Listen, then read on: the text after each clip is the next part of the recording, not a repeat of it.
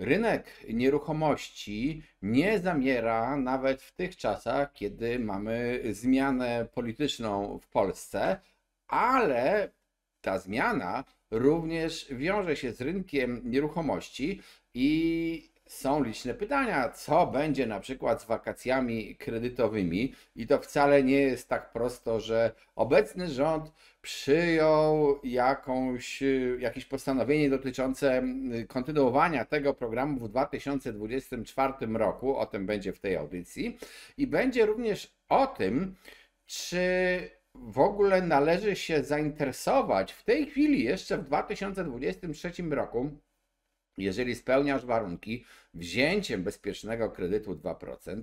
Znamy różne obietnice przedwyborcze, że to będzie kredyt 0% i o tym też będzie w audycji. Jeżeli interesuje Ciebie rynek nieruchomości, zapraszam do subskrybowania tego kanału, czyli można powiedzieć, że spokojnie przekroczyliśmy trzykrotnie założenia na 2023 rok. Pytanie, czy jeżeli widzimy, że dochodzimy do pewnego oporu, do takiego momentu, kiedy już w 4 miesiące wyczerpano limit kredytów, połowę limitu kredytów przewidzianego na 18 miesięcy, więc pozostajemy w niepewności. Czy zatem, jeżeli jesteś i masz możliwość skorzystania z bezpiecznego kredytu 2%, czy zatem warto jeszcze w tej chwili spróbować kupić mieszkanie w takim kredycie? Czy pieniądze na ten kredyt będą dalej? Na razieśmy nie wyczerpali, ale jesteśmy na dobrej drodze do osiągnięcia momentu, w którym te limity będą się zbliżały do wyczerpania i w którym być może trzeba będzie na jakiś chociaż czas ten program wstrzymać. Jednocześnie przypominam, że na stronie symen24.pl tę samą audycję i wykresy znajdziesz w bardziej statycznej formie. Tam są również jakieś szkolenia. Zapraszam na nasz serwer Discord i do proponowania nam tematów nowych audycji, bo bardzo lubię się odnosić do tego, co Wy proponujecie. I tutaj być może do niektórych komentarzy Waszych również się odniosę. Przechodząc szybko do tych sytuacji. Pierwsza sytuacja, którą mówię dość krótko, to jest sprawa tych wakacji kredytowych w przyszłym roku dotyczących osób, które wzięły kredyty mieszkaniowe. Obecny rząd zgłosił jakąś propozycję i dlaczego to mają krótko? No bo to jest tylko postanowienie Rady Ministrów, ale żeby to weszło w życie, no to musi być ustawa. A czy ta ustawa ma szansę przejść przez Sejm i Senat teraz, w tej jeszcze ciągnącej się kadencji Sejmu? No to powiem szczerze, wątpię. Może tak będzie, może nie. Raczej przypuszczam, że tym tematem będzie już zajmował się tak na poważnie przyszły Sejm. No i zobaczymy, czy on przyjmie to postępowanie, które zasugerował obecny jeszcze rząd, żeby przedłużyć te wakacje kredytowe, ale jednocześnie je w jakiś sposób uzależnić od sytuacji finansowej kredytobiorcy, czy też rozda szczerze te wakacje kredytowe, czy też powie, że pieniędzy na ten program i na tę pomoc nie ma. Zawsze jest ktoś, kto korzysta, a kto traci. Na wakacjach kredytowych do tej pory korzystało wiele osób, także te, które mogły bez problemu sprowadzać kredyt.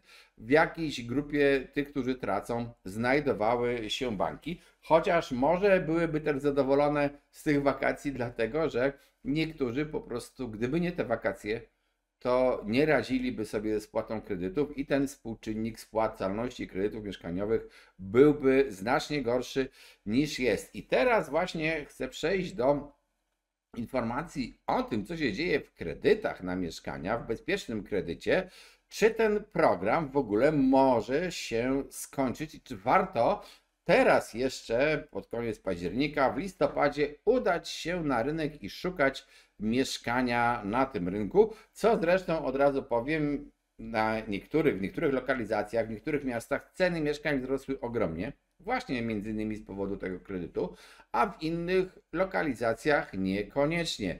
Więc może jeszcze jest czas, żeby warto zastanowić się, czy wziąć ten kredyt. Dlaczego? O tym za chwilę. Najpierw o akcji kredytowej i takie najświeższe dane, które podaje BIK, komunikat jego prasowy. On nawet wyprzedził te dane analizy BIK-u, dlatego taki wykres tutaj jest troszeczkę dorysowany. Informują, że we wrześniu osiągnęliśmy 18 100 mniej więcej kredytów mieszkaniowych. I tutaj widzicie liczbę kredytów mieszkaniowych branych w poszczególnych miesiącach i te czerwone kropeczki, taka czerwona linia przerywana oznaczają te kredyty mieszkaniowe ogółem wzięte. Z projekcją już właśnie na wrzesień, bo BIK jeszcze na chwilę, kiedy nagrywam tę audycję, nie dostarczył wykresu z danymi za wrzesień. Ale co oznaczają te zielone kropki? Te zielone kropki tutaj na początku no to są po prostu kredyty mieszkaniowe i następuje w pewnym momencie rozjazd. Te kropki zielone spadają i troszeczkę rosną we wrześniu. 8800, tylko to są, nazwijmy to, zwykłe kredyty mieszkaniowe, zwykłe, czyli te bez dopłaty do rat, czyli nie tańsze, takie wzięte na warunkach rynkowych. I co widzimy? Widzimy, że przed wejściem w życie programu, co była jego data wejścia w życie 1 lipca, to była jakaś duża i rosnąca aktywność zwykłych kredytobiorców, która po tym 1 lipca spadła. No w sierpniu to jeszcze były kredyty przyznawane tym, którzy przecież wystąpili o nie prawdopodobnie w lipcu albo nawet w czerwcu, bo czas rozpatrywania kredytów mieszkaniowych niestety jest dość długi i nie zamyka się w jednym miesiącu. I widzimy spadek. Tutaj widzimy, że w czerwcu 11,5 tysiąca kredytów tych zwykłych, we wrześniu, patrząc na te dane, które BIK opublikował, tych kredytów zwykłych byłoby ledwie 8800, czyli znacząco mniej, troszeczkę więcej niż w lipcu. Dlaczego to jest ważne? No, część osób oczywiście można powiedzieć zaraz, ale oni zasługiwali na kredyt bezpieczny, więc wzięli ten bezpieczny, a nie zwykły. Tak, oczywiście jest taka grupa, ale też jest tak, że właśnie przed wejściem tego kredytu wiele osób, które kupowało za gotówkę i które kupowało na kredyt, ten zwykły, bo wiedzieli, że bezpiecznego kredytu nie dostaną, ruszyli po te kredyty.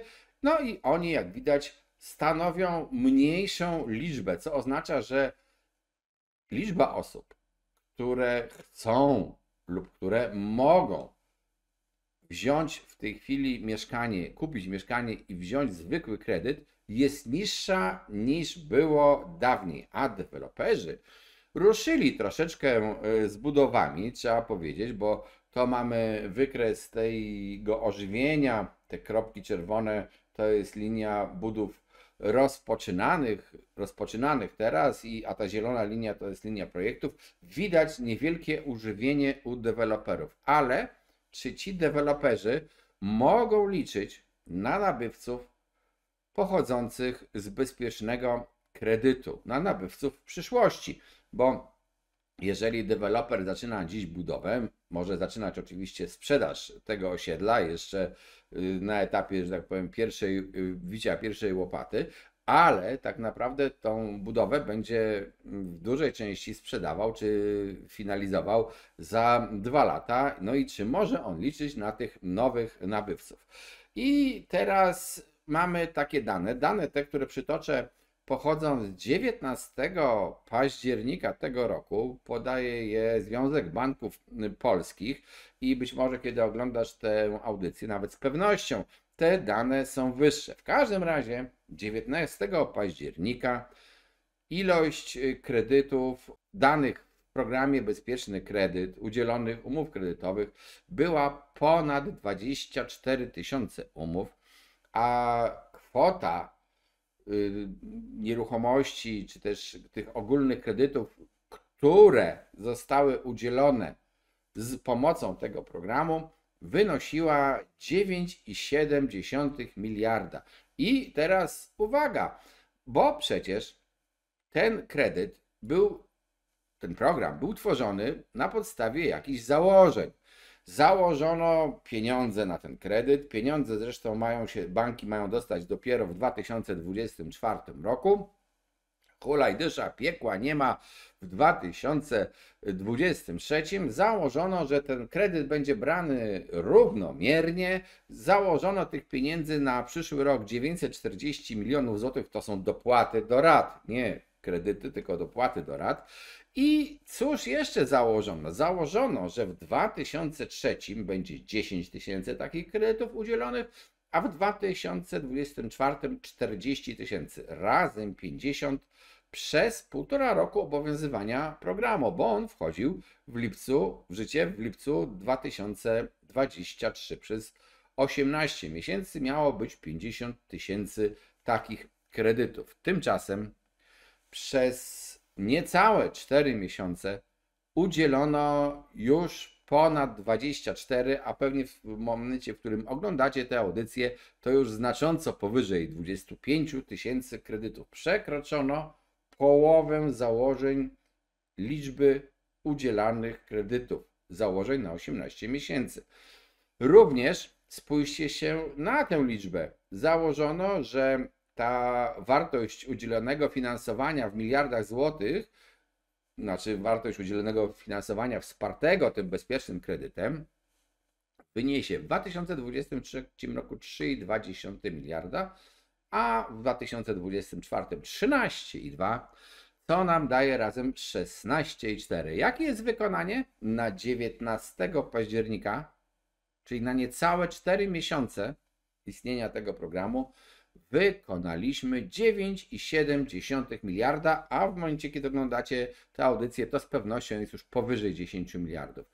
Czyli można powiedzieć, że spokojnie przekroczyliśmy trzykrotnie założenia na 2023 rok. To wynika również z tego, że wzrosła wartość pojedynczego kredytu niż zakładali autorzy programów. Jak podaje Związek Banków Polskich, na 19 października średni taki kredyt wyniósł 399 400 zł, czyli prawie 400 tysięcy. Zakładano jednym słowem, że ta ilość kredytów, te 50 tysięcy, będzie brane przez 18 miesięcy. Będą te kredyty brane w miarę równomiernie. Te dopłaty będą również następowały w miarę równomiernie i to też spowodowało, że można było takie wyliczenie, takie szacunki zarezerwować 941 milionów na dopłaty do tego kredytu.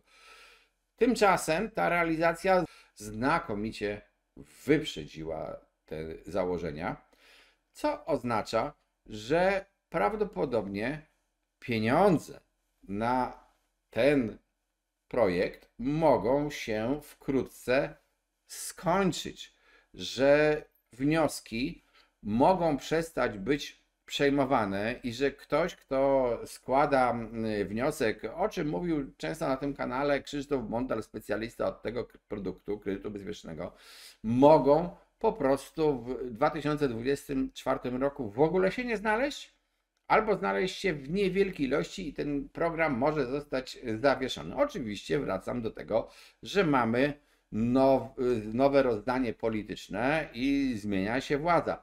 Część partii, które wchodzą do koalicji, jest przeciwna rozdawnictwu, ale KO na przykład obiecywało, że będzie program 0% kredytu. I teraz powstaje pytanie, co oni zrobią z tym, co jest? Z tym, co jest, mogą teoretycznie nic nie robić i powiedzieć, pieniędzy nie ma na te 0% i skorzystać z mechanizmów zaszytych w tej istniejącej ustawie o bezpiecznym kredycie i w momencie, kiedy zaczną się zbliżać, czy też zaczną być przekraczane te progi takie alarmowe, zaszyte w tej ustawie, po prostu program zostanie wstrzymany na jakiś czas. Nie będzie udzielania nowych kredytów, bezpieczny kredyt 2%. Mogą również powiedzieć na przykład, dobrze, dajemy bezpieczny kredyt 2%, ale na przykład wprowadzamy coś, czego w tym kredycie, i to jest bardzo źle moim zdaniem, zabrakło.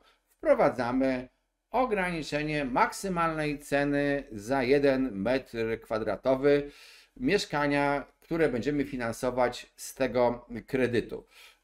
Chcę zauważyć, że takie ograniczenia tej maksymalnej ceny i to tak działające regionalnie, czyli różne dla różnych regionów Polski, były w znanych Wam programach Rodzina na swoim, w programie Rodzina dla młodych.